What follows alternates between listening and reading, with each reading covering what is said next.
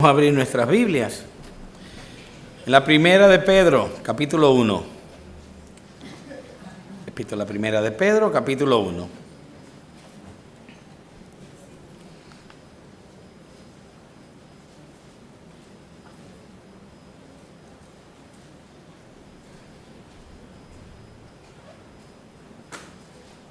¿Ya lo tienen? Muy bien, vamos a leer y después vamos a orar. Dice así la palabra de nuestro Dios. Pedro, apóstol de Jesucristo, a los expatriados de la dispersión en el Ponto, Galacia, Capadocia, Asia y Bitinia, elegidos según la presencia de Dios Padre en santificación del Espíritu, para obedecer y ser rociados con la sangre de Jesucristo. Gracia y paz os sean multiplicadas. Bendito el Dios y Padre de nuestro Señor Jesucristo, que según su grande misericordia nos hizo renacer para una esperanza viva por la resurrección de Jesucristo de los muertos, para una herencia incorruptible, incontaminada e inmarcesible, reservada en los cielos para vosotros, que sois guardados por el poder de Dios mediante la fe, para alcanzar la salvación que está preparada para ser manifestada en el tiempo postrero, en lo cual vosotros os alegráis, aunque ahora por un poco de tiempo, si es necesario, tengáis que ser afligidos en diversas pruebas, para que sometida a prueba vuestra fe, mucho más preciosa que el oro, el cual, aunque perecedero, se prueba con fuego, sea hallada en alabanza, gloria y honra, cuando sea manifestado Jesucristo, a quien amáis sin haberle visto, en quien creyendo, aunque ahora no lo veáis, os alegráis con gozo inefable y glorioso, obteniendo el fin de vuestra fe, que es la salvación de vuestras almas. Señor Dios y Padre, gracias Padre por tu palabra, gracias Señor por permitirnos reunirnos aquí. Te pedimos Señor que esto sea de tu agrado. Y antes Señor de iniciar con este pequeño estudio, esta pequeña prédica, pues Señor, te pedimos que nos limpies a todos, a mis hermanos, a mí como un canal tuyo, Señor, en este momento, que sea un canal limpio, emisor, Señor, de esta enseñanza, y así también a nuestros hermanos, canales receptores de tu palabra, Señor. Que, Señor, tú quites todo impedimento que entorpezca que tu palabra llegue a nuestra alma y a nuestros corazones, y cumpla, Señor, con la parte que a ella le corresponde, que haga su trabajo de instruirnos, Señor, de santificarnos, de conducirnos cada día a la meta que es a la estatura de Cristo. Bendice, Señor, a todos los presentes y bendice, Señor, estos momentos en el santo nombre de tu Hijo Jesús. Amén. Muy bien, hermanos. Estamos en el 2018. Como les dije en la prédica anterior, todos hemos hecho planes. Y bien que lo hayamos hecho, porque la verdad que este año se espera que va a ser un año muy turbulento. Estamos viendo las noticias en el mundo, estamos viendo todas las crisis sociales, económicas, morales, éticas que nos están ocurriendo alrededor. Y yo le pregunto entonces, debido a todo ello, ¿quién de nosotros alguna vez en su vida no se ha sentido desfallecer? ¿No se ha sentido sin fuerzas a veces para continuar, desanimado, sin ganas de seguir luchando? ¿Quién de nosotros no se ha sentido así? Ante la impotencia de que queremos hacer cosas que sencillamente no podemos. ¿Quién de nosotros no ha estado en un momento de su vida cansado, afligido, inclusive hasta desesperanzado? O como nosotros decimos, en down, en depre, o como tú quieras decirle. ¿Quién no ha pasado por un estado anímico así? Todos, todos. Lo que yo quisiera que comprendiéramos hoy, en este día, es que a pesar de que hayan motivos en nuestras vidas que nos hayan puesto a sentirnos así, sí debemos aprender que no hay ninguna causa que justifique la desesperanza en la vida de todo creyente. No hay justificación. No digo que no ocurra, Nosotros podemos sentir el desánimo y la desesperanza y nos puede afectar, pero no por eso podemos decir que está justificada en nuestras vidas, porque no lo está. Si yo acepto que estaba justificada en nuestras vidas, tendría también que aceptar, entre otras muchas cosas, que Dios tiene despropósitos. Y sabemos que no es así. Que los afanes del mundo pueden más que la victoria de Cristo en la cruz. Y sabemos que no es así. O que Dios no es soberano, ni está en control de todas las cosas que nos ocurren a nosotros. Y sabemos también que eso no es así. Pero no menos cierto es que hoy por hoy el desánimo y la desesperanza nos afectan a todos en mayor o menor grado o cuantía, pero nos afecta. Personalmente yo pienso que el todavía estar en esta carne corruptible, en esta carne que no ha sido pasada como esperamos y tenemos esa esperanza de que vamos a ser transformados. Pero mientras no lo seamos, entonces esta carne es susceptible a ese tipo de cosas, a todas las variantes conflictivas que puedan haber a nuestro alrededor. Variantes tales como un mal diagnóstico. Eso a veces tumba a uno. O una enfermedad grave que poco a poco nos vaya consumiendo. El fallecimiento de seres queridos. Eso es otra cosa que trae desánimo y nos afecta muy fuertemente. Las pérdidas, los peligros, amenazas de peligro, etc. Tenemos que reconocer, por tanto, que estamos siendo confrontados o enfrentados a un ataque silencioso, pero a la vez súper dañino en lo que tiene que ver con nuestra relación con Dios. Porque no solamente se afecta nuestro ánimo, sino que se afecta la relación que nosotros hasta ese momento estábamos llevando con nuestro Dios y Padre. Y digo que es un ataque silencioso porque no es un ataque directo a nosotros, sino que es la consecuencia o el resultado de una serie de hechos o de innumerables situaciones de crisis que nosotros nos vemos afectados.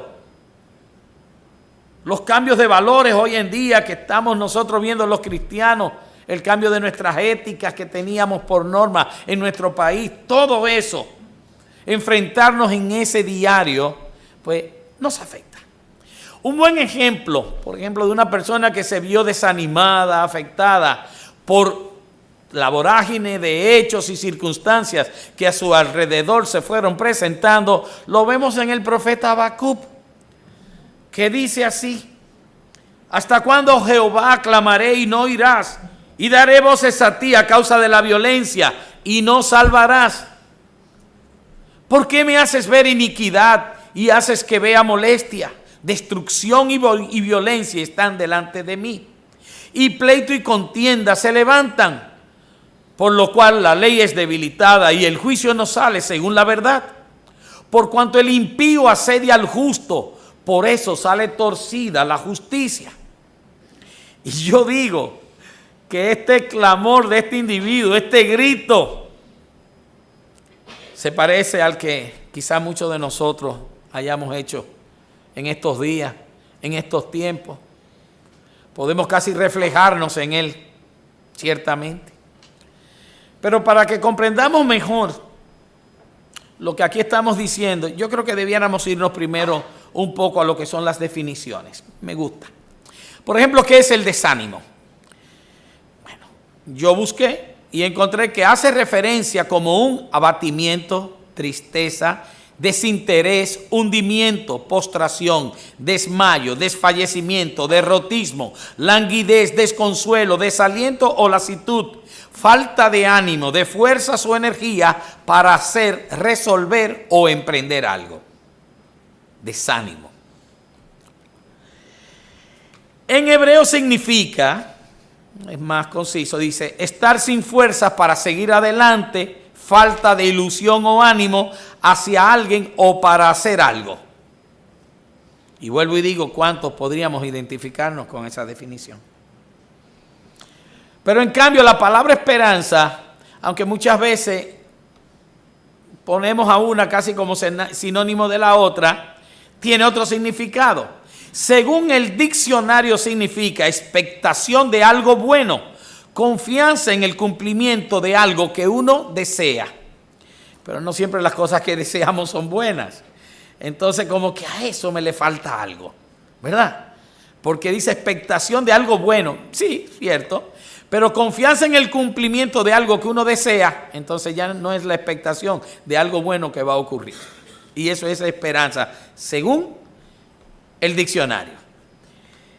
En realidad, la esperanza tiene que ver con la espera de algo bueno, pero también en realidad la esperanza del cristiano es algo mucho más que eso. Para la teología cristiana, que es lo que ahora nos debe llamar más la atención, la esperanza, oigan bien, es la virtud que capacita al hombre para tener confianza de alcanzar la vida eterna por la misericordia de Dios y por medio de Jesucristo. Y esa sí es la definición que nosotros debemos guardar en nuestro corazón. ¿Por qué? Porque dice que la esperanza es esa virtud que nos da una capacidad de tener confianza de alcanzar la vida eterna. Y dice ¿por qué? ¿Por qué origen? Por la misericordia de Dios. Y dice el medio, por medio de Jesucristo. Y si nosotros vamos a la lectura que tuvimos ahorita, vemos que dice que nos hizo renacer para una esperanza viva. ¿Por qué? Por la resurrección de Jesucristo de entre los muertos. Es el medio. Pero también dice que el Señor Dios y Padre nuestro, de nuestro Señor Jesucristo, dice que según su grande misericordia nos hizo renacer para una esperanza viva.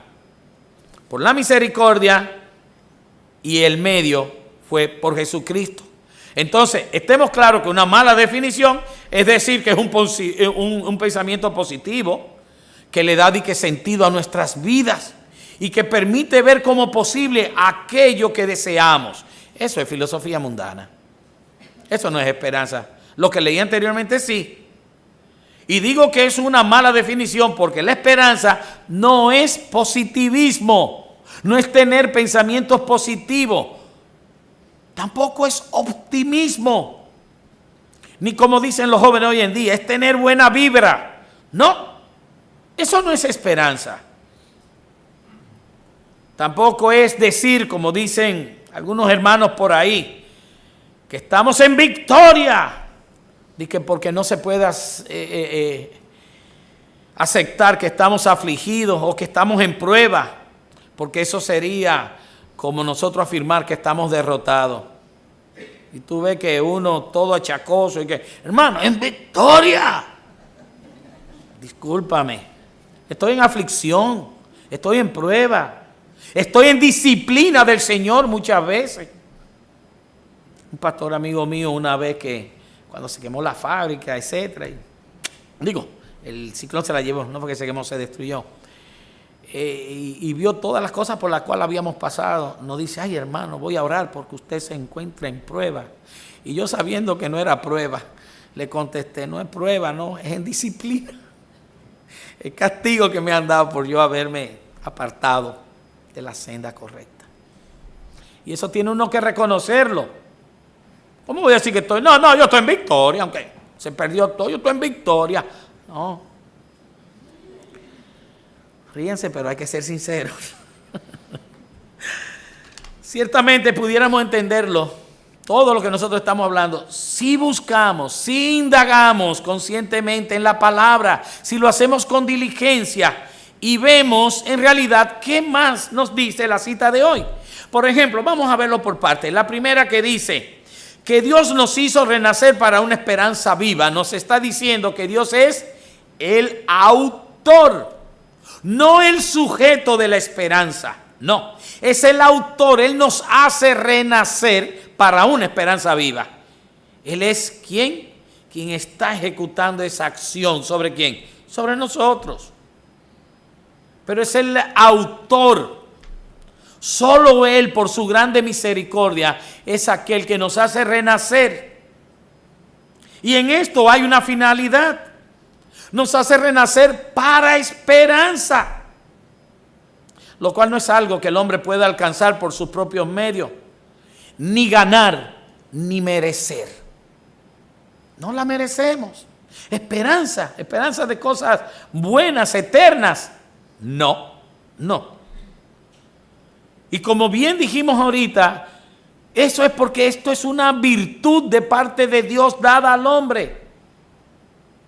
En Romanos 15:13, por ejemplo, se menciona a Dios, ¿saben cómo? El Dios de esperanza. Miren qué bien. Así me encanta también otro que dice, el Dios de todo consuelo. O sea, son características que Dios tiene en base a cómo Él obra en nosotros. El Dios de esperanza, significando que Él es autor de la esperanza en el hombre. Dice, os llene de gozo, de todo gozo y paz en el creer, para que abundéis en esperanza por el poder del Espíritu Santo. Vamos de esperanza en esperanza, como decir de gloria en gloria. Pero eso es nuestra gloria. La gloria de Jesucristo es la esperanza nuestra, de que algún día estaremos con Él en su gloria. Dios es quien nos proviene, quien nos da la verdadera esperanza. ¿Cuál? La que trae la vida eterna. Las otras cosas que hay por ahí no son esperanza, son deseos, cosas muy momentáneas, cosas muy efímeras, pasan con el tiempo, pero la eternidad no. En segundo lugar vemos que dice nacidos de nuevo, pero no para cualquier esperanza, sino para una esperanza, ¿cómo dice? Viva. ¡Wow! ¿Por medio de quién? De nuestro Señor Jesucristo. Dios, el Padre de la esperanza, o Dios de esperanza, nos da una esperanza viva, la cual nos produce, porque es viva, nos produce gozo, como acabamos de leer ahora en Romanos 13. Y se manifiesta porque está viva, Jesucristo está vivo, y se manifiesta en nuestra vida a través de ¿qué? De nuestro andar diario como cristianos, a través de nuestro testimonio. La esperanza del cristiano es algo que se le vea por encima de la ropa. Sin embargo, dicen, eso es etéreo, eso no se ve. Se traduce, se pasa a través de lo que tú haces cada día. Se contagia inclusive. Por eso tienes que hablar de esa esperanza, esa gloriosa esperanza. Dios tiene un propósito con habernos hecho renacer de nuevo a esa esperanza, ya que no es cualquier esperanza, sino una esperanza viva. Es cierta, es verdadera.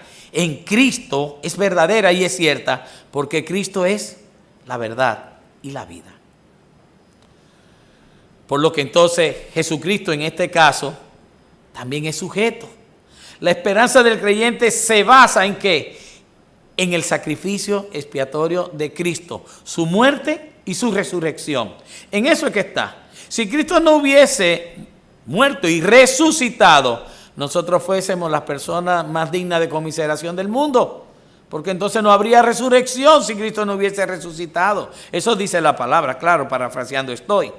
Jesús es el medio, es el objeto, por tanto, de nuestra fe.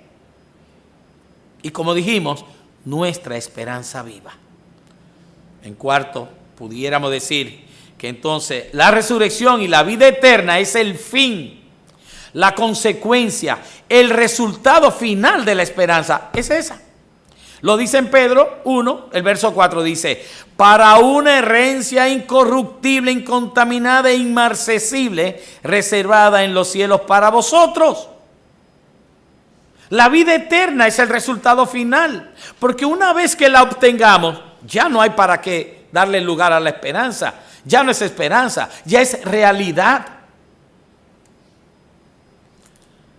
En el verso 5 dice que sois guardados por el poder de Dios mediante la fe para alcanzar la salvación que está preparada para ser manifestada en el tiempo postrero. Hasta que llegue ese tiempo, todo esto no es más que nuestra gloriosa esperanza, o esperanza bienaventurada. Pero una vez que lo alcancemos, es vida. Es nuestra realidad gloriosa. Y toda esta esperanza que aquí estamos viendo nosotros, ¿sabe qué debe producir en cada uno de nosotros? Como tal lo hace. Produce alegría, gozo y paz. ¿A quiénes? A los que son de Cristo. Lo leen. En lo cual vosotros os alegráis. Y lo da como un hecho. No dice, y os entristezcáis. No. Dice, os alegráis. Nosotros nos alegramos de que esa esperanza futura, gloriosa, bienaventurada, es nuestra. Y eso es tan y tan que no lo debemos ver como algo, sino como que ya lo tenemos. Es como dice que el que ha creído en Jesucristo dice, y pasará, no, dice, ha pasado ¿de qué? Pero ha pasado de muerte a vida, es algo instantáneo. Esto es instantáneo también. ¿Por qué? Porque el Señor es quien nos guarda para esa herencia eterna, que no se puede contaminar, que no se puede manchar, que no se puede corromper tampoco, lo dice. Y eso, si nosotros estuviésemos más conscientes de lo que aquí dice, ¡wow! ¡Alégrense! Eso es alegría. Sin embargo, no hacemos caso a esta enseñanza tan bella que aquí estamos viendo, sino que muchas veces, por estar viendo a nuestro alrededor la injusticia, las crisis, por estar viendo las aflicciones más que otra cosa, nos afanamos, nos desanimamos y de cierta forma se afecta nuestra esperanza y decimos cosas parecidas a las que dijo el profeta Habacuc y que leímos ahorita. ¿Hasta cuándo, Jehová, clamaré y no oirás? Y daré voces a ti a causa de la violencia y no salvarás. ¿Saben lo que él hizo ahí? Impacientarse. ¿Hasta cuándo? Está pidiendo un tiempo. Se impacientó, no confió, no esperó confiadamente. Vio las cosas negativas que estaban a su alrededor. Y por eso entonces le reclamamos. Le reclamaba él a Dios y nosotros lo hacemos muchas veces tal como él. ¿Por qué me haces ver iniquidad y haces que vea molestia? ¿Por qué ocurrió esto, Señor? ¿O dejaste que pasara lo otro? Y estamos poniendo en duda el propósito de Dios. Cuidado, hermano. Cuidado. ¿Quiénes somos para reclamarle a Dios? ¿Quiénes somos para decirle al alfarero algo? Nada. Hay que estar en eso. Cuidado con el desánimo, con la desesperanza. No pierdan de vista el gozo que produce la esperanza. No lo pierdan, porque lo primero que ustedes van a hacer una vez que entre el desánimo a su vida es que los que se desaniman y se rinden a la desesperanza no pueden disfrutar ni del gozo, la alegría y la paz que se producen por confiar en Dios. Lo pierden totalmente. Se vuelven personas pesimistas, quejosas, lastimeras. El que se desanima detiene por completo también su crecimiento espiritual. Se anquilosa, es como si se convirtiese en un huevo y se trancara adentro. No crece. Hay lo que se llama un raquitismo espiritual, podríamos decir. Más aún, se enturbia la visión con relación a lo que debe hacer él como siervo de Dios. E indiscutiblemente que esto afecta a su relación con Dios. Se nubla su visión porque pierde la perspectiva de que veamos el plano glorioso de las cosas, las maravillas de Dios en nuestra vida. Y entonces cambiamos la visión y estamos viendo sencillamente la aflicción. Es como que lo malo que tenemos o lo poco malo que nos ocurre quita todo lo grande de bueno que hay en nuestra vida. Y no puede ser. El desaliento es lo que hace que nos hace poner entonces en primer plano lo malo y releva a segundo plano las bendiciones y la gracia de Dios en nuestra vida, eliminando también, porque es como cubrirnos con un velo, el propósito que Dios tiene para con nosotros. el desánimo y la desesperanza nos llevan a perder entonces batalla frente a Satanás. Porque acuérdense que esto no es una guerra, batalla por carne y sangre. Saben lo que estamos librando, que es una guerra espiritual. Y si tú estás afligido espiritualmente, estás debilitado, vas a perder las batallas. Porque te vas a sumergir en el pesimismo y en la apatía. No vas a estar dedicándole el tiempo y la calidad de ese tiempo que Dios merece. Va a reducir lo que es la acción de cada uno de nosotros en los diferentes ministerios de la obra. Va a ocurrir así. El desánimo nos vuelve personas egoístas, inconformes, por estar resentidos, acusando a otros y desenfocándonos de nuestra verdadera misión en el mundo, que es ser luz del mundo, no tinieblas. Vemos entonces cómo Habacuc, el profeta, no veía salida, solo veía más conflicto, destrucción, violencia, pleito y contienda. La pérdida de su ánimo por la desesperanza le hacía sentirse amargado, porque el que lee a Habacuc se da cuenta que era una persona amargada, pesimista, quejoso, lastimero, negativo, todo eso, porque había perdido la perspectiva de Dios, la había perdido. Entonces, ¿tiene importancia, hermanos, la esperanza? Sí, mucha, muchísima, más de la que nosotros le hemos dado hasta este momento. Más, mucho más. Recordemos que mucho de los éxitos o del éxito que nosotros hacemos, de los proyectos, depende de la animosidad con que lo hagamos, del estado de ánimo con que hacemos las cosas, el buen agrado, el entusiasmo que nosotros pongamos para hacer las cosas. Pero también eso se transfiere en nuestra vida de servicio al Señor, por lo que seremos buenos instrumentos si somos animosos, y no lo seremos, ni seremos exitosos si nos desanimamos. Además, vuelvo y les digo, y ahora lo voy a sazonar mejor, la esperanza es parte del testimonio del cristiano. Y encuentra su expresión en la paciencia durante las pruebas.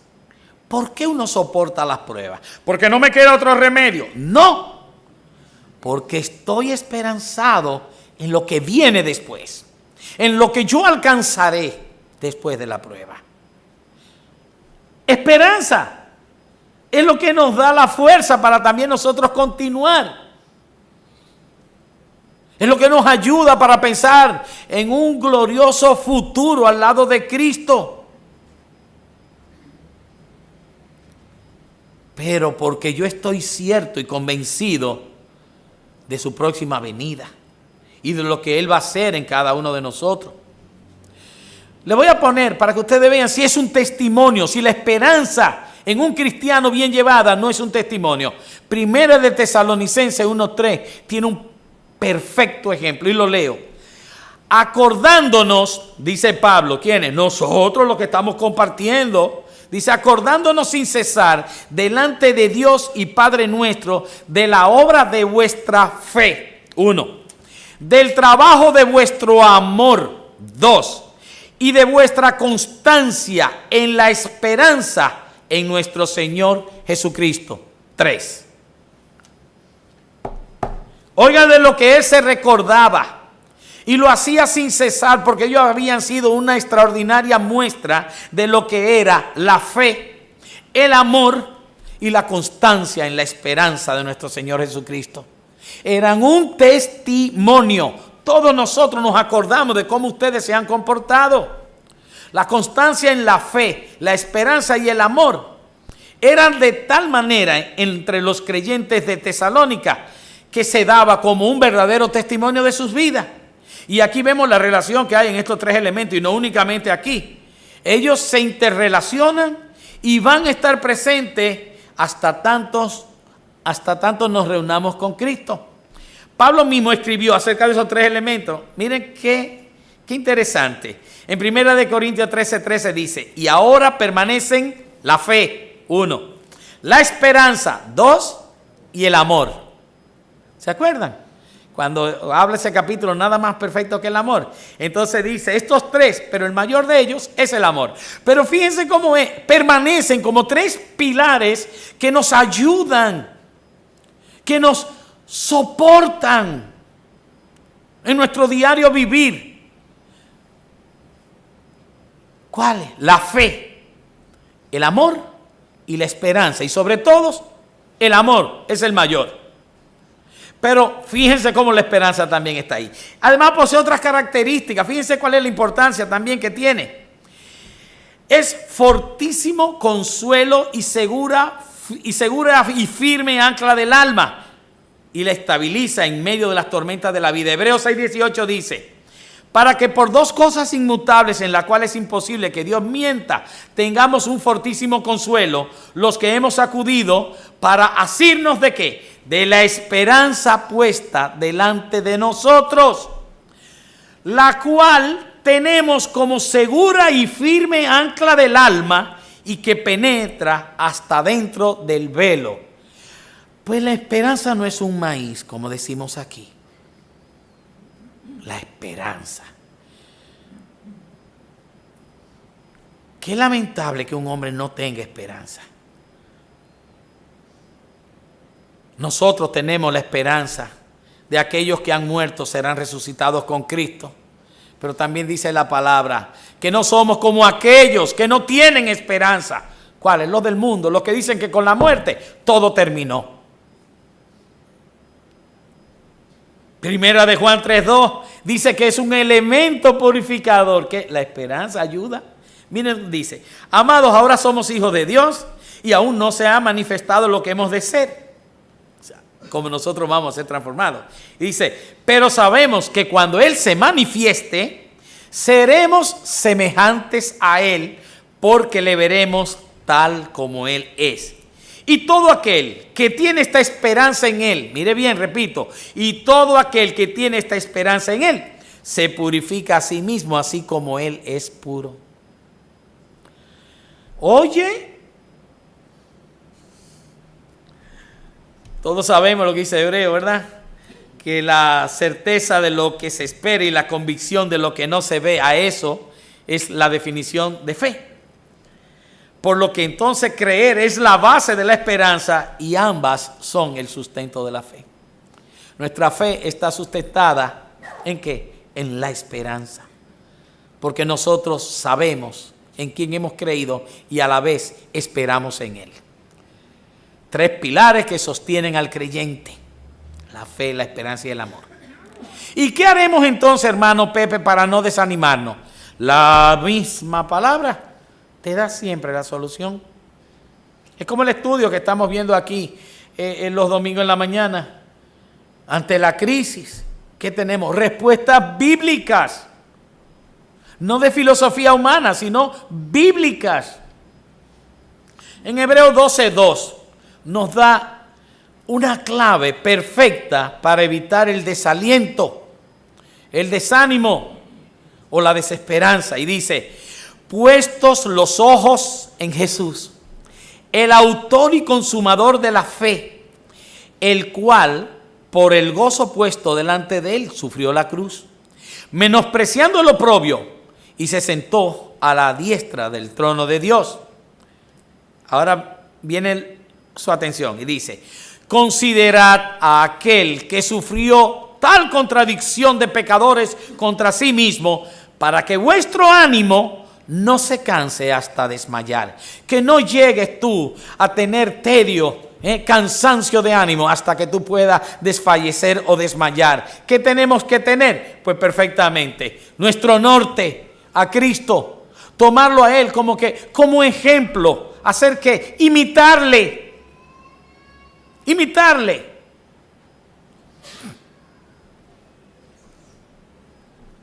Es verdad.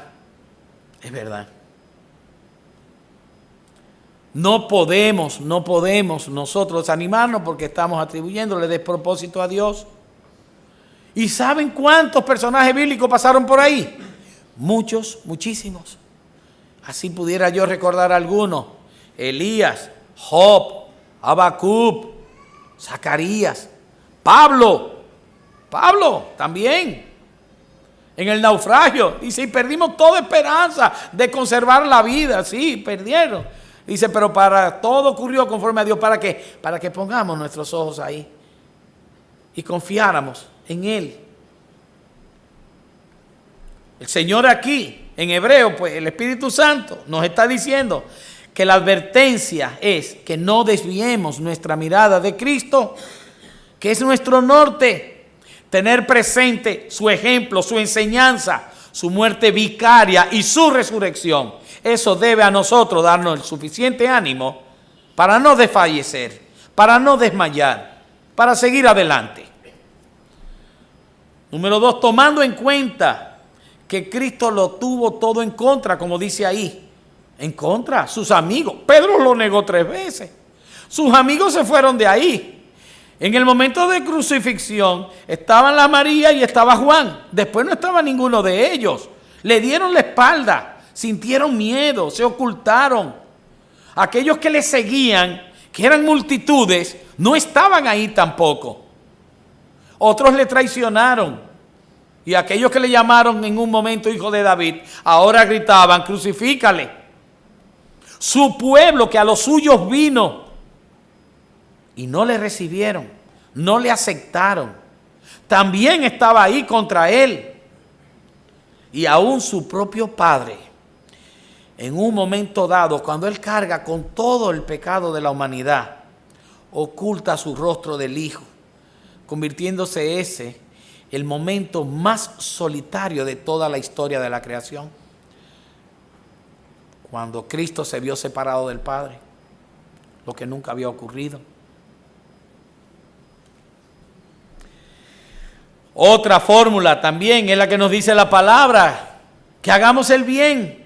Es una muy buena prescripción para evitar que nuestro ánimo se canse y que desmayemos. Es una condición magnífica para eso. Pero también, como hemos leído aquí, nosotros debemos ser constantes.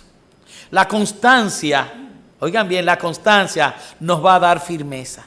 La constancia en la oración, la constancia en el estudio diario de la palabra, para nosotros ver el santo carácter de Dios, para que nosotros podamos también ser fieles en seguir sus ordenanzas. Nuestra oración, nuestro estudio de la palabra y ser constantes en el servicio a Dios. Es otro detalle que a veces se nos escapa. Y el servicio a Dios no es más que hacer su voluntad, obedecer, hijos obedientes, o si lo prefieren, siervos suyos que obedecemos a nuestro Señor. Tengamos en cuenta que así como la Biblia no nos ocultó todos aquellos personajes que sufrieron desánimo y falta de esperanza, también la Biblia nos enseña que todos ellos salieron de ella. Elías, Job, David, Habacuc, Pablo. David era una persona que fácilmente hacía para abajo y después subía. Nada más que leer alguno de sus salmos. Miren el 22. Dios mío, ¿por qué me has desamparado?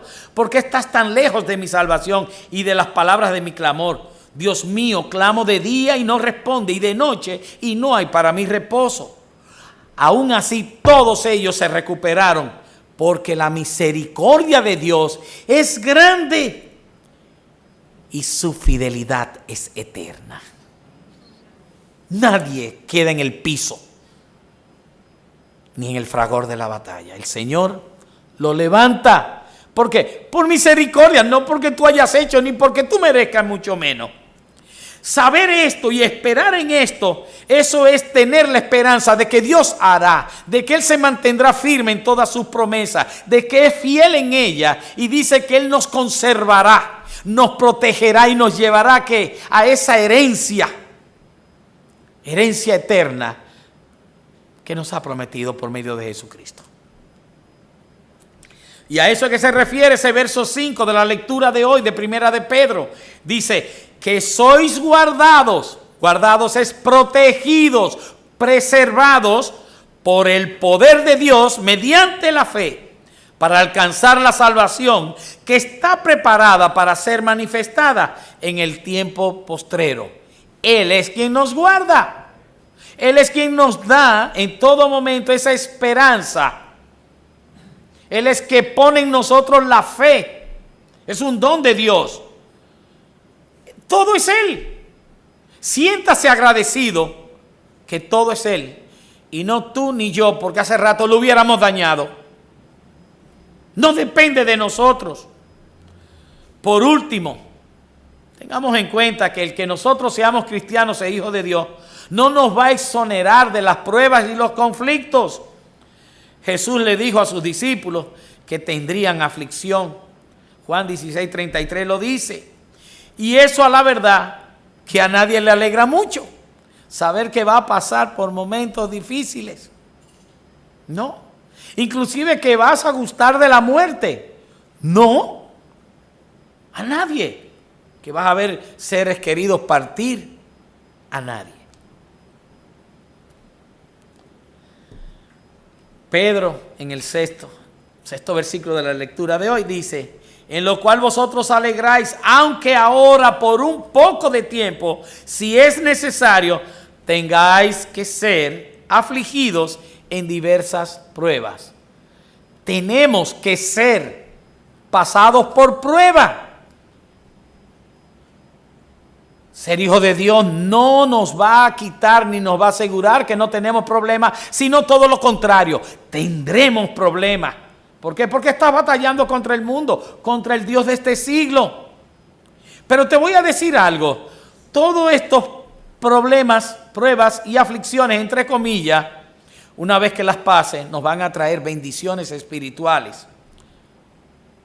Si nosotros resistimos la prueba, si nosotros soportamos en el Señor, entonces vamos a tener crecimiento espiritual. Y eso es lo que declara al final de nuestra lectura de hoy, que dice: para que sometida a prueba vuestra fe, mucho más preciosa que el oro, el cual, aunque perecedero, se prueba con fuego, sea hallada en alabanza, gloria y honra, cuando sea manifestado Jesucristo. A quien amáis sin haberle visto, en quien creyendo, aunque ahora no lo veáis, os alegráis con gozo inefable y glorioso. Inefable porque es indescriptible, ese gozo. Y glorioso, ya ustedes saben, pertenece arriba. Y al final dice: obteniendo el fin de vuestra fe, que es la salvación de vuestras almas. Las pruebas y las dificultades no deben desanimarnos ni desalentarnos. Lo que sí deben hacer en nosotros es lograr fortaleza y firmeza y crecimiento espiritual.